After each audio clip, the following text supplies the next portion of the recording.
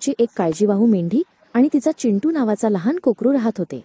मैना नेहमी चिंटूला सांगायची, बाळा, जंगलात झुंबर नावाचा लबाड लांडगा फिरतो, त्याच्या ढोंगापासून दूर राहा. दुसरीकडे झुंबर लांडगा खूप भुकेला झाला होता. त्याने दुरून मेंढ्यांचे कळप पाहिले. आज एक मोठे शिकार करायलाच पाहिजे, तो स्वतःशी म्हणाला. पण ते खूप सावध आहेत, त्यांना फसवले पाहिजे. झुंबर एका पिठाच्या गिरणीजवळ गेला.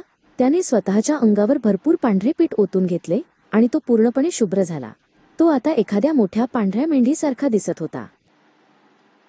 झुंबर पांढरा मेंढा बनून मैनाच्या घराच्या दाराजवळ आला.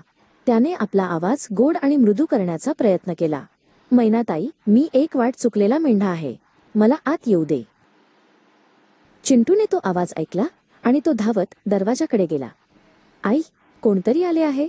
वाट चुकलेला मेंढा, तो म्हणाला. पण मैनाला काहीतरी वेगळे वाटले. तिला तिच्या आईच्या चेतावणीची आठवण झाली. मैना हळूच दरवाजाजवळ गेली. थांब बाळा, ती म्हणाली. बाहेरच्या मेंढ्याला तिने विचारले, तुम्ही वाट चुकलेले असाल तर तुमचा पाय दाराच्या फटीतून दाखवा, म्हणजे आम्ही तुम्हाला ओळखू. झुंबर हसला. त्याने आपले पांढरे पाय दाराच्या फटीतून आत टाकले. मैनाने पाहिले की पाय पांढरे होते, पण ते मेंढीच्या पायांसारखे गोल आणि लहान नव्हते. ते मोठे आणि धारदार नखांचे दिसत होते. तुम्ही मेंढी नाही, मैना जोरात म्हणाली. तुमचे पाय मेंढीसारखे नाहीत, ते खूप मोठे आणि क्रूर आहेत. चिंटू आता घाबरून मैनाच्या मागे लपला. झुंबरची युक्ती पकडली गेली होती.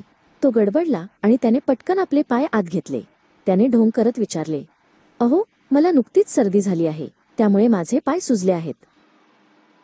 पण मैना जास्त हुशार होती. ती हसली आणि म्हणाली, आवाज आणि पाय बदलले तरी लांडग्याची भूक बदलत नाही.